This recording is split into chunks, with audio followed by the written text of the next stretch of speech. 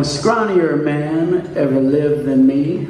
I'm known as the Flying Flea. Is the Flying Flea here tonight? Sammy, are you here? Sammy Tanner? That's Sammy Tanner, national number 59 from Houston, Texas. And those were the lyrics that Sammy sang a song on a 45 RPM record after he was done, after he won the very first AMA Grand National Championship motorcycle race at Ascot Park. That was in hold your applause for a second. That was in 1959, 60 years ago today. And I said it wrong, motorcycle. He says motorcycle. You know, I don't want a pickle, just want to ride my motorcycle. Okay, is Ronnie Jones here tonight? I know he's here somewhere. Ronnie, will you stand up? Ronnie Jones is over there. Ronnie Jones, national number 16 from Oklahoma City, Oklahoma.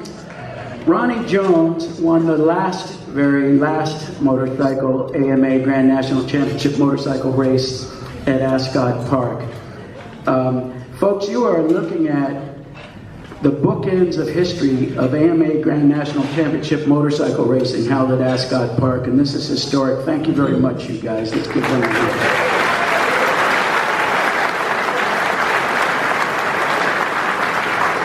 I wanted to tell you a story it's a behind-the-scenes story. I've never told this story before, and I'll probably never tell it again.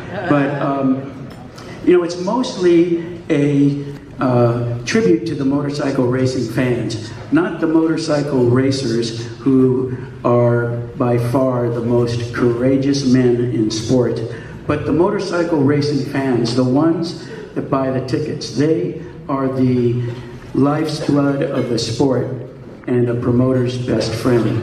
So back in the well, hold on a second. There's a couple of courageous guys that are at our table today, and I wanted to introduce them. The great, and I mean great, Gene Romero.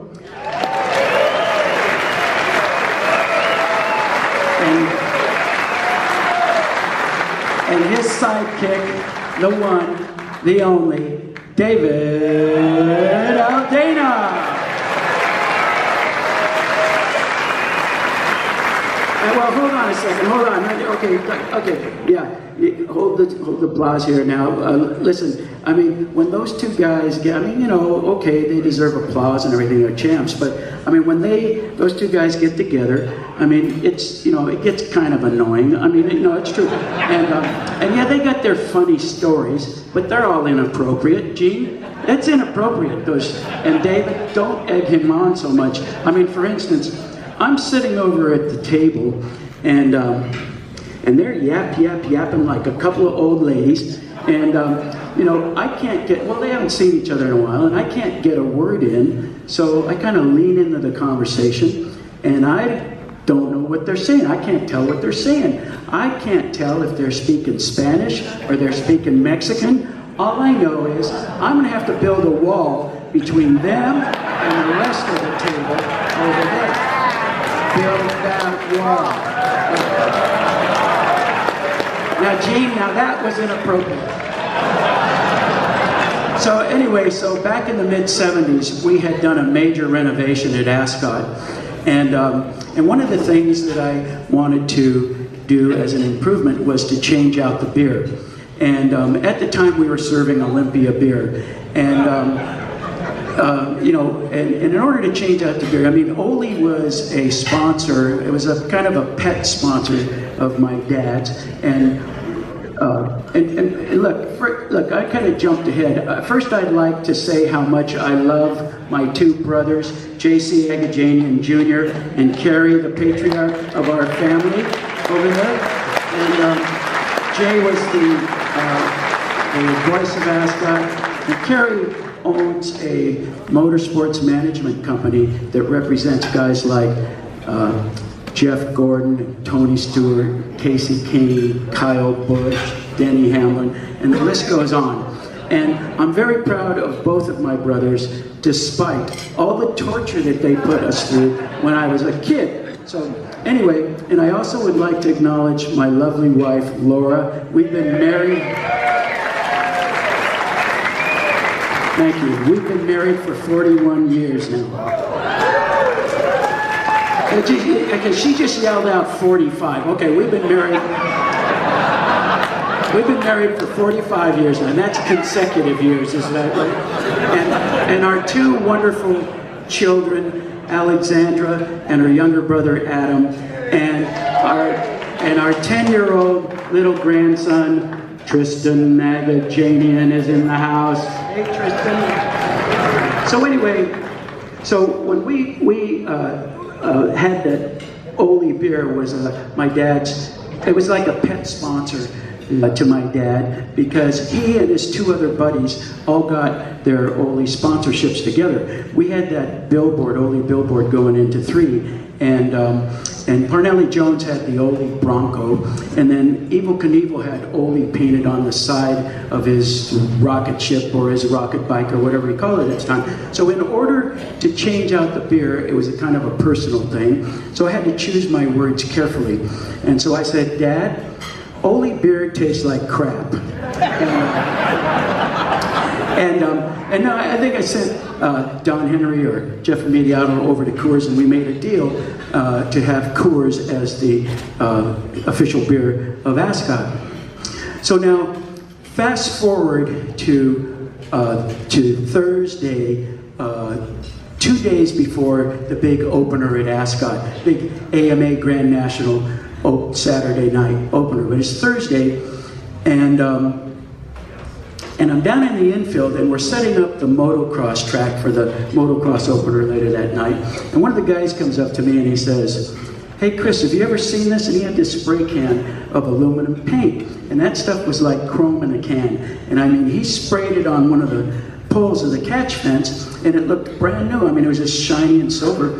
So I said, "Hey Rico, tomorrow morning, get 5 kids with rollers and get some of that new aluminum paint. Let's paint out the catch fence." Now the facility was just looking great right then. I mean, it was bitching. It was all painted Ascot blue and white, but we hadn't painted the catch fence yet.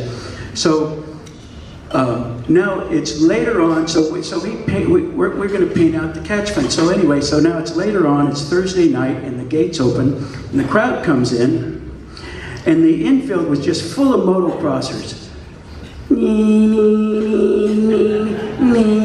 They were all 2-strokes, remember? They were all 2-strokes.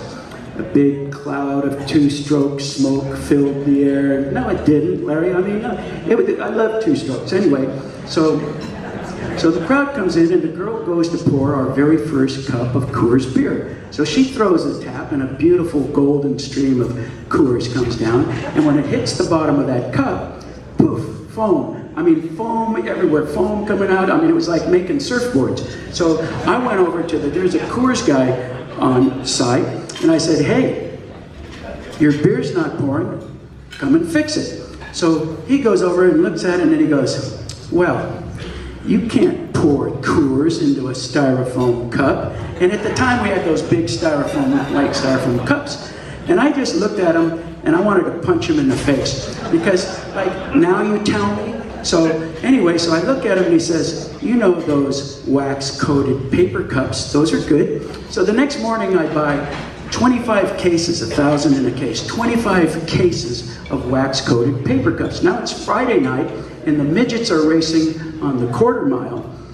And the girl goes, and the crowd comes in, the girl goes to pour our second cup of Coors. And so she throws the tap, and a beautiful golden stream of Coors comes down, and when it hits the bottom of that wax-coated paper cup, poof, surfboards all over again. So now there's 2 Coors guys on site.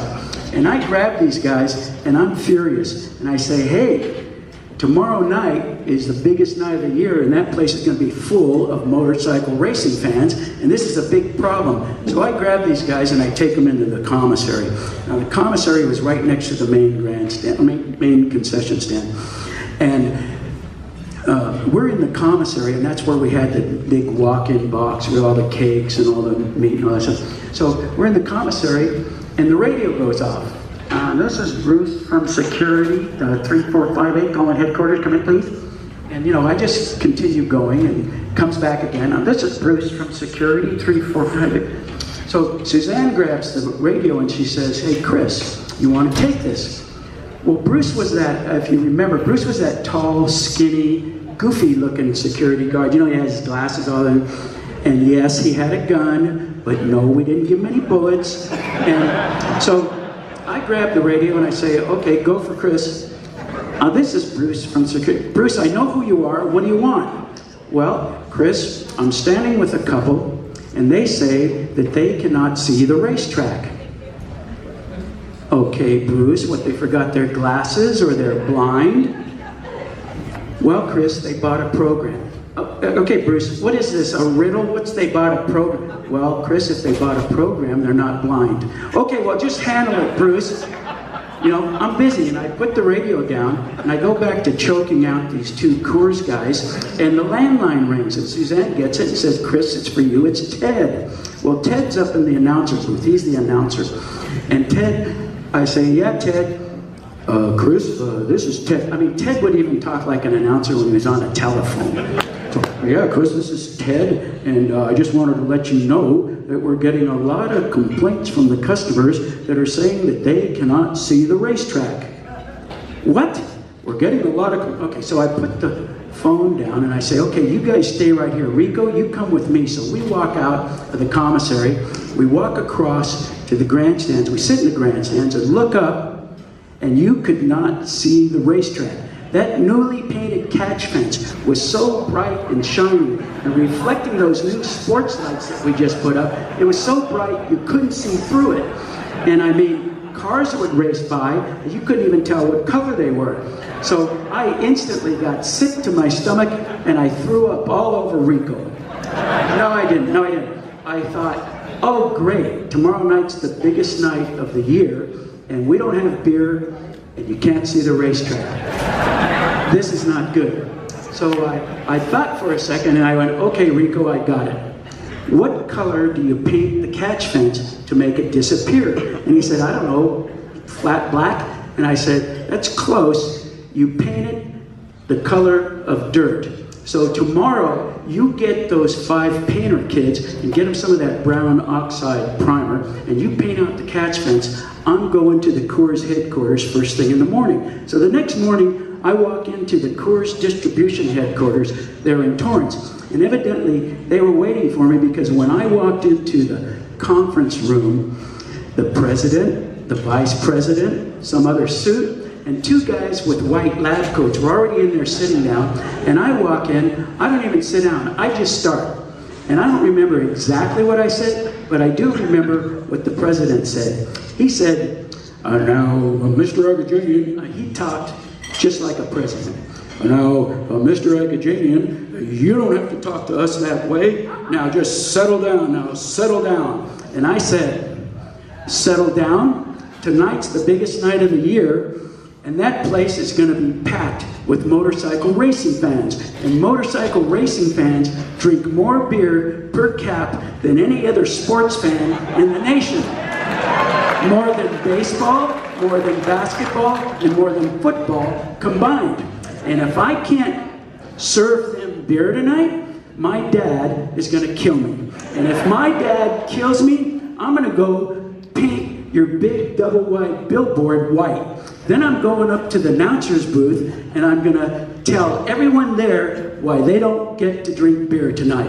Oh, well, no, don't do that. No, don't do that. We can fix it. How? More cups? No, what we'll do is we'll bore holes in the wall and we're going to put these cooler tubes in with these special fans and that'll do it. And I said, then you're going to have to do that right now. So we walk out of the conference room and into the biggest warehouse, refrigerated warehouse you've ever seen. And he assembled 2 teams with all these tools and all these parts and everything. And he sent 2 teams, 2 vans over to the track. And as I turned to leave, I realized that in this giant warehouse was stacked to the ceiling with cans of beer. So I said, hey, if I buy canned beer for tonight as a backup, and it ends up that the cakes pour okay? Can I get my money back on the cans? And he goes, yeah. And I said, okay, give me 10,000 cans of beer and make them the large ones, 10,000 tall cans of beer, and send them over the track right away. So now I'm driving back to the track and it hits me. I don't have room for 10,000 cans of beer. They won't fit in the concession stand. They won't fit in the commissary. And hey, maybe over there. I'm almost done. Hey, should I sit down or you want to hear the rest of the story? Hear the rest of the story. All right. I said, maybe over there near the women's head, you know? And then I realized that if the motorcycle racing fans see 10,000 cans of beer stacked over next to the women's head, that's a frenzy. And besides, if the cakes don't sell, don't pour, then 10,000 cans of warm beer is not going to do me any good. So we're going to have to act quick, and we're going to set up temporary beer stands. So I get to the track and I say, Rico, we're going to set up 5 temporary beer stands for the night. So get 2 big trash cans full of ice and put 2,000 cans with each one, and we're going to and we'll have the temporary beer stand. And he just stands there. I say, Rico, what's wrong? Come on, let's go, move. And he goes, I can't. I don't have any more people to work tonight. We got everyone and our mothers working tonight. I can't get. He goes, I can't. Rico, what about those 5 painter kids? Oh, well, they're just kids. I mean, they're underage. They're minors. I mean, that's illegal. We can't have them sell beer, can we? Yes, Rico. Yes, we can. It's an AMA National, and those kids are going to be selling beer. So now it's 2 o'clock in the afternoon, and at 4 o'clock, the pit gate closes. And the reason that that's significant is because no matter who you are or what part of the country you're coming from, if you don't sign up at the back gate by 4 o'clock, you're not racing that night. So it's 2 o'clock in the afternoon, and I get word there's an emergency phone call for me down in the office. It's Steve Moorhead. You all remember Steve Moorhead, national number 42 from Findlay, Ohio. Hey Steve, what's happening? No, don't tell me. You need some passes. No, Chris, I need some help. And then Steve proceeded to name off 4 of the brightest stars in American flat track motorcycle racing. All 4 of them from Michigan, all 4 of them members of what used to be known as the Michigan Mafia. He said, Kevin Atherton, Randy Goss, Scotty Parker, and Jay Springsteen are in jail. What? Well, we were coming back from Catalina, and there was an altercation on the ship, and the captain called the police, and they picked him up when they got to shore.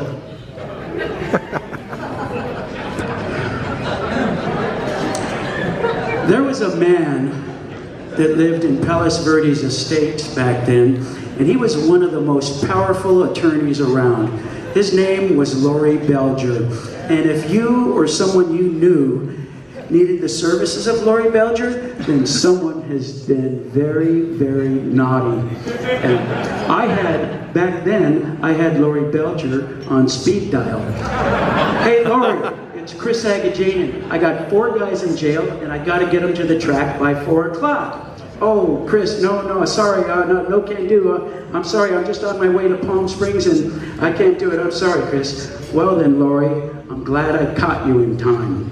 So now it's race time, and the place is packed with the greatest racing fans in the world.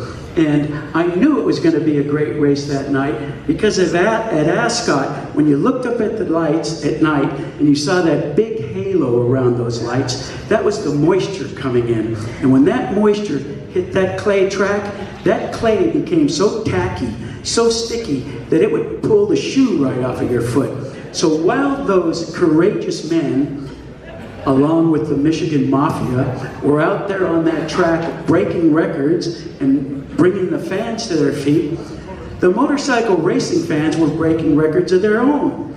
We sold more kegs of beer that night than ever before in the history of Ascot. And as for those 10,000 cans of beer, we sold every one of those too. I mean, those guys were buying 6 at a time. They'd put 2 in their front pockets, 2 in their back pockets, and 1 in each hand, and they'd go back to their seat. We ended up selling out of all the beer we had on hand for the whole week. And because of the motorcycle racing fans, Ascot became the 2nd largest seller of Coors beer in all of Southern California. It was second only to the Inglewood Forum. And that, my friends, is my tribute to the motorcycle racing fans.